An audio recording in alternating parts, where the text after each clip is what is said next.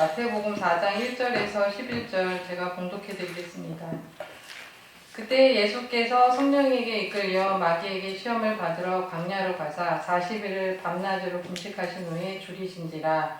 시험하는 자가 예수께 나와서 가로되 내가 만일 하나님의 아들이거든 명하여 이 돌들이 떡덩이가 되게 하라.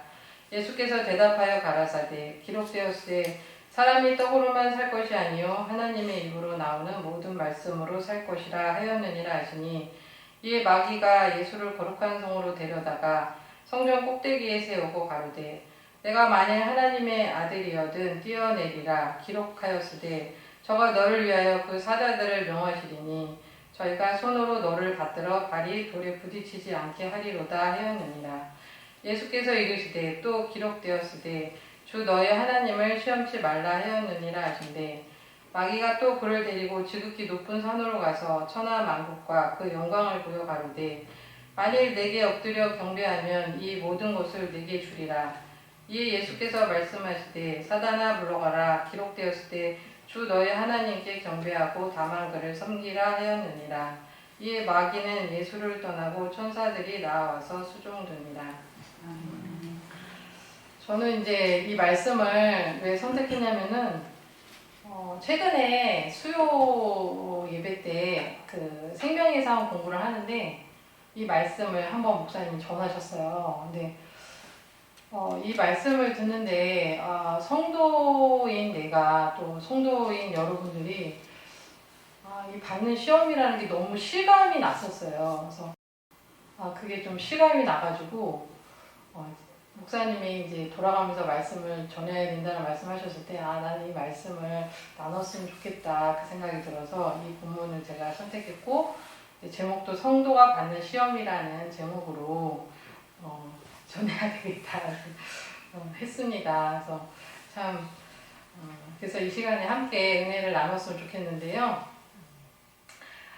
예수님이 이 본문에 보면은 성령이 이끌려가지고 마귀에게 시험을 받으러 광야로 가셨다고 하는 그 말씀이 처음으로 이렇게 시작이 돼요. 근데 예수님은 우리가 생각할 때 하나님의 아들인데 시험을 받았다는 것도 생각해보면은 좀 의문점도 생기고, 광야로 이제 스스로 걸어가신 게 아니라 성령께서 이끄셨다고 하셨거든요. 그래서 예수님은 성령님이 한량없이 부어주시는 분인데 왜 성령님은 예수님을 이끌고 광야로 가셨을까? 그리고 예수님이 왜 이 마귀에게 시험을 받아야만 했을까? 뭐가 부족하신 분인가? 이런 생각이 들었어요. 1절에 그때라고 하는데 그때가 언제인가라는 생각을 해봐야 될 것 같습니다. 그래서 그때라는 것은 그 전에 보면은 예수님이 침례를 받으시는 사건이 나와요. 그래서 예수님이 사도 요한한테 침례를 받으시고 나서 바로 이제 성령님에게 이끌려서 광야로 가셔가지고 40일을 밤낮으로 금식하신 다음에 그렇게 있을 때 시험하는 자가 와서 3번을 시험을 하거든요. 그래서 예수님이 침례를 받으신 것과 광야로 이끌림을 받으셔가지고 성령님이 이끌어 가셔가지고 시험을 받은 거는 무슨 관련이 있을까? 그래서 이 생각을 해봐야 될 것 같아요. 그래서 예수님이 받으신 침례는 과연 무엇인가? 우리가 받는 침례는 또 어떤 것인가? 라는 생각을 해봐야 될 것 같은데, 침례를 받으면서 하나 우리가 주목해야 될 것은 요한이 예수님한테 침례를 주셨는데 예수님이 허락하라고 하거든요. 너가 나한테 침례를 주는 거를 허락하라 라고 요한한테 허락을 구해요. 그러니까 처음에 요한은 내가 예수님께 가서 침례를 받아야 되는데 예수님이 나한테 친히 오셔가지고 침례를 받는다는 거는 말이 안 되니까 거절을 하거든요. 근데 예수님은 이거를 허락하라. 그래서 이거를 허락해야만 모든 의를 우리가 이루는 것이다 라고 표현을 해요. 그러니까 그때서야 사도 요한이 허락하는지라 라고 말씀이 나오거든요. 15절에. 예수님이 침례를 받으신 다음에는 물 위로 올라오셨을 때 하늘이 열리고 성령 하나님의 성령이 비둘기같이 내려서 자기 위에 임하심을 보셨다 그랬습니다. 그래서 예수님이 침례를 받을 때 이게 성도와의 그 관계 속에서 보면은 내가 죽고 예수가 사는 그런 신앙의 고백입니다. 성도님들이 여기 앉아 계신 성도님들이 예수님을 믿는다는 것은 주인으로 영접하는 것이고 예수님을 주인으로 영접을 하는 것이고 예수님은 믿는 자의 머리가 되시는 것인데 이 예수님이 받으시는 그 침례는 자기를 내려놓고 예수님을 주인으로 고백하는 사람에게 예수님이 그의 머리가 되시는 사건입니다. 그래서 예수님이 나의 신랑이 되시고 우리는 또 예수님의 신부가 되는 그런 영적인 결혼식입니다. 그래서 예수님께서 침례를 받으시고 올라오셨을 때는 물 위로 올라오셨을 때는 성도와 연합하신 그런 상태입니다. 그래서 예수님이 성부, 성자, 성령님께서 같이 계신 분이지만 성도와는 연합하지 않으신 상태였지만 침례를 받으신 다음에 예수님은 성도와 연합하신 그런 모습의 상태입니다.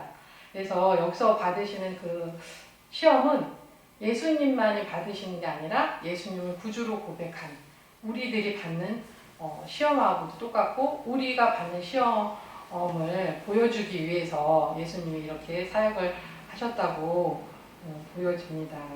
그래서 첫 번째 시험은 예수님께 왔던 시험은 떡에 관련된 시험이었습니다.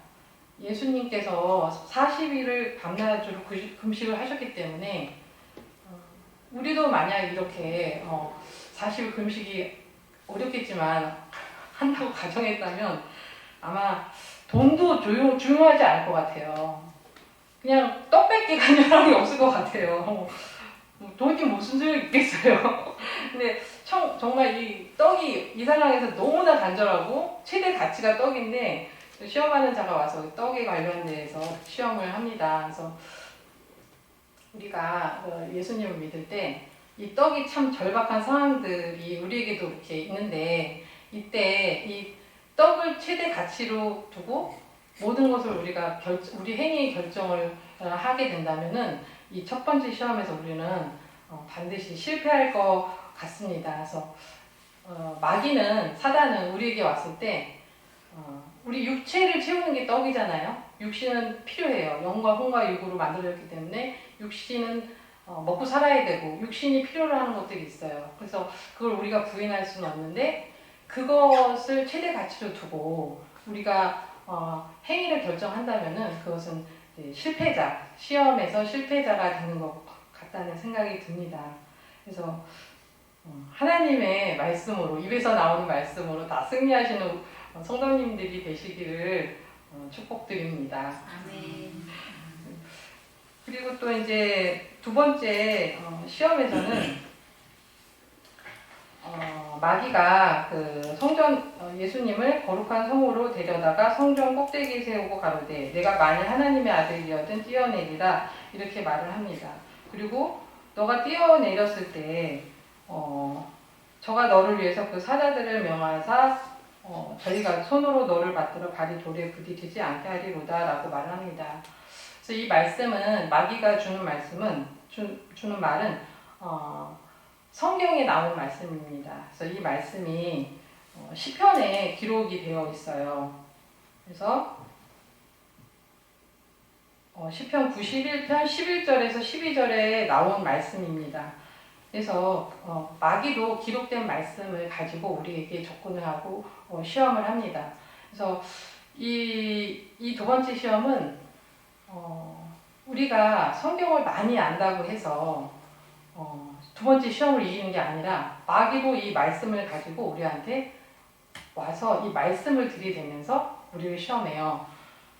근데 이 말씀의 적용이라는 게 우리가 처한 그런 환경 속에서 시험을 받는 환경 속에서 우리가 임의대로 우리 하나님의 말씀을 적용했을 때는 그게 시험을 이기는 게 아니라 마귀에게 우리가 속아 넘어가는 것이고 우리가 그 시험에 실패하는 것입니다.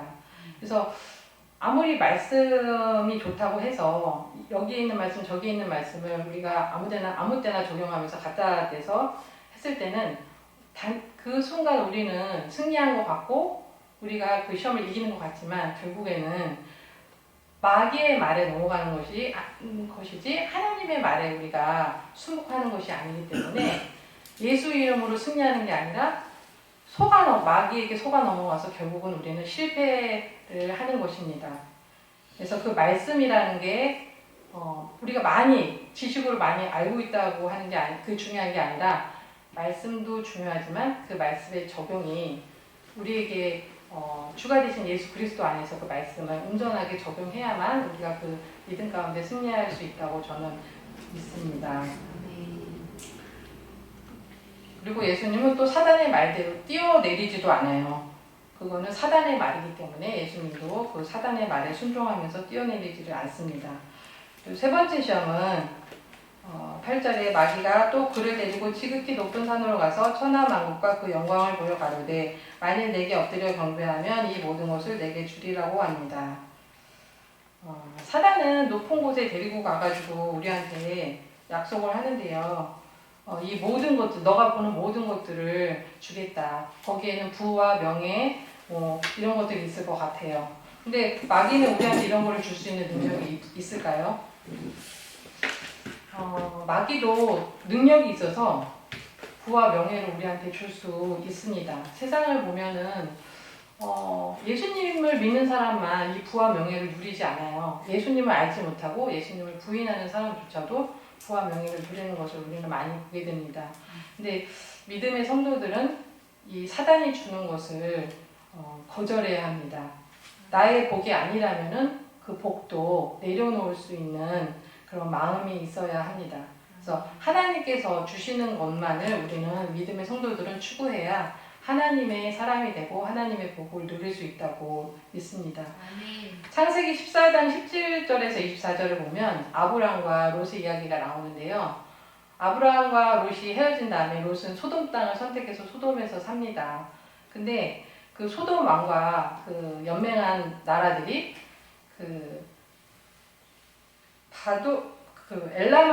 엘람왕 그돌라오메를 12년 동안 섬기다가 이제 배반을 해요. 배반을 해서 전쟁을 이제 하게 되는데 배반을 하고 패하게 됩니다. 그래서 그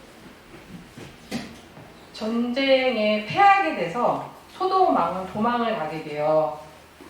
그리고 나서 그 소돔 땅에 살고 있는 롯이 끌려가게 됩니다. 그돌라오멜 왕과 또 연합한 연맹한 그 왕들이 전쟁에서 이김으로 인해서 소돔에 있는 모든 물건들, 사람들, 식량을 다 끌고 갑니다. 그 중에 롯도 끌려가게 되는데, 하나님의 사람 아브라함은 롯의 그 끌려간 소식을 듣고 롯을 회복하기 위해서, 찾아오기 위해서 그 전쟁에 참여하게 되고, 318명을 이끌고 그 전쟁에 가담을 하게 되는데, 하나님께서 그 전쟁을 승리케 하시고 돌아올 때 그 소돔 땅에서 잃어버렸던 빼앗겼던 모든 것들을 다 되찾아옵니다. 사람들, 식량들, 롯도 다 포함해서 찾아오는데 그 찾아오는 아브라함을 영접한 소돔 왕이 영접하러 나가가지고 이렇게 말을 합니다. 당신이 찾아온 사람들은 나한테 굴리고 당신이 찾아온 물건은 당신이 다 취하세요 라고 말을 해요. 근데 아브라함이 이렇게 말을 해요. 천지의 주되시오 지극히 높으신 하나님 여호와께 내가 손을 들어 맹세하노니 너의 말이 내가 아브라함으로 치북케 하였다 할까요? 너에게 속한 것은 물론 한 실이나 신들매라도 내가 취하지 아니하리라고 말합니다. 이렇게 부와 어떻게 보면 굉장한 부잖아요. 다 취하라고 했을 때 얼마나 많은 재산을 소유할 수 있겠어요. 근데 아브라함은 이걸 너무나 단칼에 거절을 해요. 너무 단호하게. 그래서 아브라함은 사단이 주는 것을 거절하고 하나님께서 주시고자 하는 복을 바라는 사람으로 보입니다. 그 바로 전에 멜기세덱이 와가지고 축복을 하거든요. 그 아브라함한테 축복을 하는데 아브라함은 아마 그 믿음이 생겼는지 이렇게 사단이 주는 것을 단칼에 거절합니다. 그래서 우리도 하나님께서 주시는 것만을 추구하면서 하나님이 주시는 진짜 복을 누리는 우리 모든 성도님들이 되시기를 축복드립니다. 사단은 첫 번째, 두 번째 시험을 할 때 조건이 붙어요. 너가 하나님의 아들이어든 이렇게 해라, 저렇게 해라. 근데 세 번째 시험에서는 이 전제 조건을 뺍니다. 그래서 첫 번째 시험, 두 번째 시험을 통과했을 때는 이제 사단이 봤을 때 하나님의 아들로 인정이 되나? 이런 생각을 해보게 됩니다. 그래서 세 번째 시험에서는 너가 하나님의 아들이거든 이런 말을 싹 빼요. 우리가 그 복을 받는 것에만 목적을 두면은 어떤 복이든 누릴 수는 있을 것 같아요. 사단이 주는 것이든 하나님이 주는 것이든. 근데 이 땅에서 한없는 복을 누릴지는 몰라도 세 번째 시험을 통과하지 못해서 하나님 나라는 우리가 약속을 받지 못할 것 같습니다. 근데 궁금한 점은 성령님께서는 왜 이렇게 예수님이 받으셨던 시험처럼 예수님을 주로 고백한 모든 성도들에게 이러한 시험을 받도록 환경을 허용하실까요? 라는 그런 질문을 하게 됩니다. 우리가 예수님을 영접했지만 나는 하나님의 자녀예요. 나는 예수님을 주로 고백했어요. 라고 하지만 하나님은 진짜 그런 건가? 진짜 말로만 그런 건가? 우리도 그렇잖아요. 생각 속에서 너 진짜 나를 사랑하니? 너 진짜 진심이니? 진짜니? 이런 말 참 많이 하잖아요. 근데 하나님도 말로만은 안 믿으시는 것 같아요. 그래서 진짜와 가짜를 선별하는 작업을 하시는 것 같습니다. 그래서 마태복음 13장 47절에서 50절을 보면 또 천국은 마치 바다에 치고 각종 물고기를 모는 그물과 같으니 그물에 가득하매 물가로 끌어내고 앉아서 좋은 것은 그릇에 담고 복된 것은 내어버리느니라. 세상 끝에도 이러하리라. 천사들이 의인 중에서 악인을 갈라내어 풀무불에 던져 넣으리니 거기서 울며 이를 갈미 있으리라 라고 나옵니다.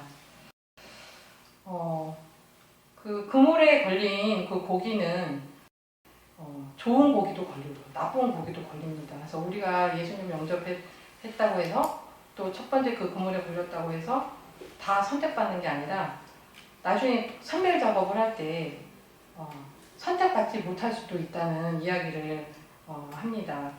좋은 고기만 선택받고 못된 고기는 버림당합니다. 천사들이 의인 중에서 악인을 걸러낸다고 하는데 그 그물에 걸린 첫 번째 대상들은 고기들은 의인입니다. 근데 그 의인에서 또 마지막 때 천사들이 악인을 걸러낸다고 합니다. 예수님께서 이 모든 시험을 통과하셨을 때는 어떤 일이 일어났나요? 11절에 보면 천사들이 나와서 수종등이 들었다고 합니다. 천사들이 수종을 드는 대상은 시험을 통과한 성도들입니다. 그래서 히브리서 1장 14절을 보면 모든 천사들은 부리는 영으로서 구원 얻을 후사들을 위하여 섬기라고 보내심이 아니뇨라고 합니다.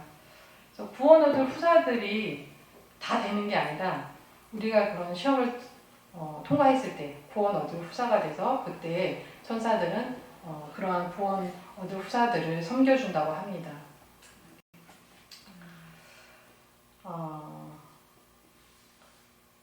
제가 이제 이 말씀을 들으면서 저도 솔직히 이 말씀을 전하라고 하는데 좀 시험이 왔어요. 그래서 저는 이게 참 잘 전하고 못 전하고를 떠나서 하나님은 나에게 또 이렇게 내가 넘지 못하는 산을 넘게 하시면서 하나님을 붙잡게 하시는구나. 그게 하나님은 일하시는 거구나. 늘 잘하는 거 예를 들어서 익숙한 거 하다 보면 하나님은 우리는 의존 안 하잖아요. 내가 한 번도 해보지 않은 걸 하나님은 하시게 하는 게 네가 그걸 잘해라 이게 아니라 너가 얼마나 의지하느냐, 나를 붙잡고 네가 나아가라 라고 해서 나의 머리가 되시기를 또 원하셔서 이렇게 일을 하시는구나 라는 말씀이 생각이 났습니다. 그래서 마지막으로 야고보서 1장 2절의 말씀과 12절 말씀 나누면서 마치겠습니다. 1장 2절에는 야고보서 내 형제들아 너희가 여러 가지 시험을 만나거든 온전히 기쁘게 여기라. 이는 너희 믿음의 시련이 인내를 만들어내는 줄 너희가 알니라. 인내를 온전히 이루라. 이는 너희를 온전하고 구비하여 조금도 부족함이 없게 하려 함이라. 12절에는 시험을 참는 자는 복이 있도다. 이것에 옳다 인정하심을 받은 후에 주께서 자기를 사랑하는 자들에게 약속하신 생명의 면류관을 얻을 것임이니라. 그래서 저희가 많은 시험을 봤지만 그 시험을 참으면 복이 있고 생명의 면류관이 예비가 되어 있다고 합니다. 그래서 우리 모든 성도님들이 시험을 당할 때 온전히 기쁘게 여기기는 쉽지 않지만 온전히 기쁘게 여기면서 정말 생명의 면류관을 기대하면서 모든 싸움을 예수 그리스도 안에서 승리하며 나가시는 우리 모든 지체분들이 되시기를 축복드립니다. 네. 예, 마태복음 4장에 보면 침례 받으신 부분에서 얘기를 합니다. 침례 받으시기 전에 침례를 대해서 얘기할 때 침례 받기 전에 예수님. 침례를 받기 전에 예수님은 누굽니까? 하나님의 아들이었죠. 말씀이 육신되므로 하나님의 아들이 된 거예요. 침례 안 받아도 하나님의 아들이에요. 침례 받아도 하나님의 아들이고 안 받아도 하나님의 아들입니다. 그런데 예수님께서 왜 침례를 받으시고 시험을 받으셨을까? 이 부분을 생각 많이 해봐야 됩니다. 그래서 이 시간을 통해서 얘기한 게 뭐냐면 침례를 통해서 얘기합니다. 침례를 알아야 본문을 이해할 수가 있습니다. 로마서 6장 3절에서 5절 보기 바랍니다. 로마서 6장 3절에서 5절 읽어주실래요? 무릇 그리스도 예수와 합하여 침례를 받은 우리는 그의 죽으심과 합하여 침례를 받은 줄을 알지 못하느냐. 그러므로 우리가 그의 죽으심과 합하여 침례를 받음으로 그와 함께 장사되었나니 이는 아버지의 영광으로 말미암아 그리스도를 죽은 자 가운데서 살리심과 같이 우리도 또한 새 생명 가운데서 행하게 하려 함이라. 6장 3절에서 5절까지요. 자 보세요. 무슨 얘기냐면 침례는 장사와 부활이고 장사와 부활이면서 연합입니다. 이 얘기를 하는 거예요. 근데 예수님은 침례를 받기 전에 예수님은 침례를 받지 않아도 하나님의 아들이었어요. 아무 상관없어요. 그런데 침례 요한한테 침례를 받으신 다음에 뭐라고 했냐? 사단이 와서 그럽니다. 네가 하나님 아들이야? 네가 하나님 아들이야라고 물어보는 거예요. 하나님의 아들? 물어보는 겁니다. 네가 하나님의 아들이야? 그렇죠? 그 얘기는 무슨 얘기냐? 하나님의 아들인지 아닌지 검증을 해야 되겠다는 거예요. 왜 그럴까요? 침례를 잘 이해를 해야 됩니다. 베드로전서 3장 21절 읽어주시죠. 그는 예수 그리스도께서 부활하심으로 말미암아 이제 너희를 구원하는 편이 곧 침례라. 이는 육체의 더러운 것을 제하여 버림이 아니요 하나님을 향한 선한 양심의 강군이라. 무슨 얘기냐면 베드로전서 3장 1절은 이 물의 의미를 알아야 됩니다. 물은 더러움을 제하여버리는 게 아니라 우리를 죽이는 거예요. 죽이는 거. 우리가 죽고 죽음을 얘기하고 하나님을 바라보는 거라는 거예요. 바라보는 거예요. 그렇죠? 무슨 말 이해가시죠? 근데 침례 요한이가 침례를 주면서 뭘 준비해요? 침례 요한이가 사람들에게 회개케 하는 돌이키게 하는 침례를 줍니다. 하나님 바라보게 하는 침례를 줘요. 그러니까 침례 요한을 통해서 많은 사람들이 여기에서 하나님을 바라보는 거예요. 자기를 부인하고. 무슨 말 이해가시죠? 그래서 자기를 부인하고 하나님을 바라보니까 하나님 편에서 만나러 오는 거예요. 예수님께서 침례를 받으신다는 얘기는 그렇게 주님을 받아러 오니까 예수님께서 만나러 왔다는. 그래서 예수님께서 받으신 침례는 육체의 더러운 죄악을 그 죄사함의 침례가 아니에요. 의를 그래서 무슨 얘기냐? 예수님이 이 땅에 오셔가지고 이 침례가 사실은 영적인 뭐다? 이 부부가 되어지는 한 몸이 되어지는 일체를 얘기하는 이 장사와 부활을 얘기하는 겁니다. 그래서 예수님께서 내려오셨을 때 뭐라고 했냐? 오셔서 침례할 때 나는 너가 주는 그런 침례 개념이 아니야. 너희가 나를 바라보러 오니까 내가 너희를 만나러 온. 이해하시죠? 그래서 연합하러 온. 그래야 뭐예요? 의를 이룬다고 표현한 거예요. 그래야 의를 이룰 수 있다. 우리 침례를 이 영적인 이 부분을 잘 모릅니다. 그래서 이것을 더 정확하게 설명한 게 뭐라냐면 요한복음 13장 8절을 보기 바랍니다.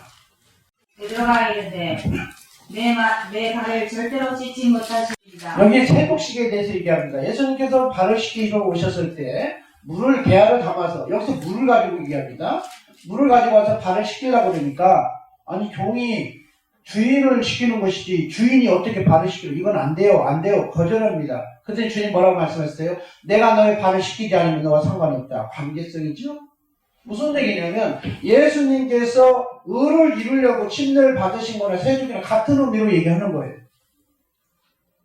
그래서 침례는 장사 부활의 장면이에요. 그러니까 무슨 얘기냐? 예수께서 요한에게 침례를 받기 전에도 하나님의 아들이었는데도 불구하고 침례를 받으신 이후에 예수님이 오셔가지고 이제 이렇게 성령이 이끌으실 때 사단이 시험을 합니다. 네가 하나님 아들이요? 맞아? 그게 무슨 얘기일까요? 지금 육적으로는 예수님 한 분으로 보지만 영적으로는 무슨 얘기예요? 성도와 연합한 예수 부활체로 보라는 겁니다. 그럴 때는 부활체로 봐서 네가 하나님 아들 맞아? 얘기하는 거예요. 무슨 말인지 이해하시죠? 이 부분을 정확하게 보셔야 됩니다. 그래서 하나님의 아들이냐고 묻는 걸 두 번이나 물어봐요. 첫 번째 시험에서 네가 하나님 아들 맞아? 두 번째도 하나님의 아들 맞아? 똑같이 물어봅니다. 첫 번째 하나님 아들이라고 묻는 걸 얘기했죠? 근데 뭐라 그랬어요? 네가 하나님 아들이면 야 이 돌로 떡덩이가 되게 해봐라. 너 하나님 아들은 능력자네. 하나님의 아들이니까 능력자잖아요. 맞지 안 맞아요? 능력자니까 돌로 떡덩이 되게 해봐라니까 주님께서 뭐라 그래요? 돌로 떡으로 사는 게 아니라 하나님 입에서 나오는 말씀으로 사는 거야. 이해가시죠? 하나님의 아들은 의인은 믿음으로 말만 사는 것처럼 떡으로만 사는 것이 아니라 떡으로도 살아야 되는 게 맞아요. 인정해요. 그러면서 하나님의 말씀으로도 살아야 되는데 떡 만든 거 그런 거 거절합니다. 그러니까 뭐라고 해요? 네가 하나님 말씀으로 산다고? 하나님 말씀으로 산다고 그랬잖아요. 그죠? 그러니까 두 번째 사단이 시험합니다. 뭐라면 네가 하나님의 아들로 인정하면 하나님의 아들이라고 하면서 그러면서 뭐냐면 하나님의 말씀대로 산다면 그러면 네가 하나님의 아들이면 그러면 그 말씀을 가지고 살아봐. 그래서 말씀을 들이댑니다. 시편의 말씀인 것처럼 이해하시죠? 말씀을 갖고 들이대요. 무슨 얘기냐? 말씀을 들이대면서 뭐라 표현해요? 천사가 수중 듣다고 그 말씀을 갖고 그래가 뭐라 그랬어요? 시험하지 마. 거절하는 거예요. 무슨 얘기냐? 우리가 여기서 정말 중요한 게 있습니다. 기록된 말씀대로 살아가는 것이 신앙이라고 생각하지만 이거 아니라고 하는 것입니다. 그래서 뭐라 표현해요? 예수님께서 하나님의 말씀대로 사는 것이 아니라 기록된 말씀대로 사는 게 아니라 이해하시죠? 뭐라세요? 성령이 들려주시는 그 음성대로 사는 거야 라고 거절하는 거예요. 그래서 히브리서의 정의를 내리는 거예요. 그래서 큐티가 문제가 있는 겁니다. 큐티가 성령으로 조명되지 않는 큐티는 죽이는 거예요. 그러니까 이 하나님의 아들이라는 것을 인정하면서 뭐라고 했냐 이러면서 그러니까 이 두 가지를 통해서 얘기하니까 이 사단도 하나님의 아들을 인정을 해야 돼. 첫 번째, 두 번째 인정을 합니다. 이해가시죠? 왜요? 지금 우리에게 지금 얘기하는 거예요. 우리가 이것을 통과해야 된다. 아까 우리 김은선 선생님이 말한 것처럼 성도는 이걸 통과해야 된다고 말씀하는 거예요. 맞아요. 세 번째, 사단도 하나님의 아들로 인정을 해서 세 번째는 하나님의 아들이냐 물어보지 않아요. 인정한다는 거. 그런데 그러면 네가 나한테 경배하면 내가 이걸 주겠다. 무슨 말이야? 그런데 네가 주는 게 아니야. 하나님이 주는 거야. 마치 아까 소등 전쟁했을 때 얘기한 것처럼 이해가시죠? 그때 야 네가 날 줬다고 치부케 할까봐 그런 소리 할까봐 나는 모든 걸 거절해. 그렇죠. 세상적인 것을 거절하고 하나님을 선택하니까 비로소 사단이 떠났더라라고 얘기하는 거예요. 무슨 말인지 아시겠죠? 그래서 여러분 중요한 게 뭐냐면 이 예수님이 시험하셨던 그 장면은 단순히 예수님에 대한 얘기가 아니라 우리가 이렇게 이겨내야 된다. 연합한 저와 여러분 이겨내야 한다는 이 얘기를 하려고 하고 있는데 이걸 못 보고 있었던 거고 우리 김은슬이 그걸 지적해 준 거고. 이해가시죠? 이 침례가 단순한 사건이 아니고 영적인 주님과 만나는 연합의 장사부입니다. 연합이에요, 연합. 그러니까 우리가 침례를 통해 주님 만나러 가니까 주님이 만나주러 온 거예요. 그래야 의를 이룬다. 그래서 세족식에도 똑같은 그 얘기를 겁니다. 내가 너의 발을 씻겨야 상관이 있어. 관계가 되어지는 거. 이해가시죠? 그 얘기하는 것입니다. 주님은 사함으로써 죄를 받는 그런 게 아니에요. 이해가시죠?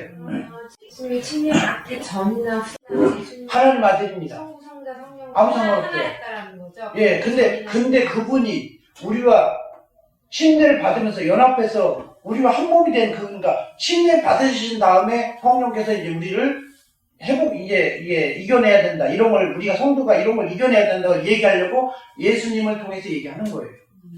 그러니까 예수님이 그 사단이 하나님 아들이 이겼다 그런 걸 본 게 아니라 우리가 그걸 이겨내야 된다는 거예요. 그래서 어떻게 사는 것이냐 이 얘기를 하는 거예요. 근데 이걸 못 보고 있어요. 제 말 이해하시죠? 내가 그렇지만 우리 여러분이 가서 또 그렇게 저를 잘못 전할까 봐 내가 부연 설명을 해드린 겁니다. 이게 예수님이 세례 받으신 분에서 사람들의 죄가 예수님에게 전가되는 이런 얘기를. 지금 여러분은 이제 무슨 얘기냐면, 그러니까 이 세례라고 그러는데 우리 침례기다니까 침례라고 원어도 침례니까 침례라고 얘기합니다. 침례라는 것은 이게 바로 연합하는 사건이에요. 근데 침례요는 제사함을 받게 하는 회개케 하는 침례를 하나님 바라보라고 침례요한이 이렇게 준비해놨어요. 사람들이 하나님 바라보는 거. 그럼 뭐요? 하나님이 신랑 입장, 신부 입장 온 거예요. 신부 입장만 온 거예요. 그게 무슨 결혼이 됩니까?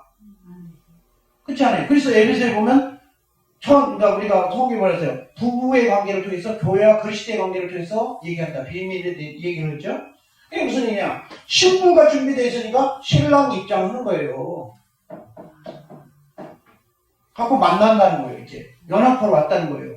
그러니까 그 의미를 몰랐던 침례요한은 아이고 내가 침례를 받아야 되는데 뭔 소리예요? 그러니까 야 내가 지금 침례를 받아야 의가 이루어진다니까? 의인이 되는 거야. 자녀가 되는 거라니까? 뭔 소리야? 연합에 왜 못 보게 해? 너 지금 눈 뜨고 있냐? 못 뜨고 있냐? 이런 얘기 하는 거예요, 요즘에. 무슨 말 이해하시죠?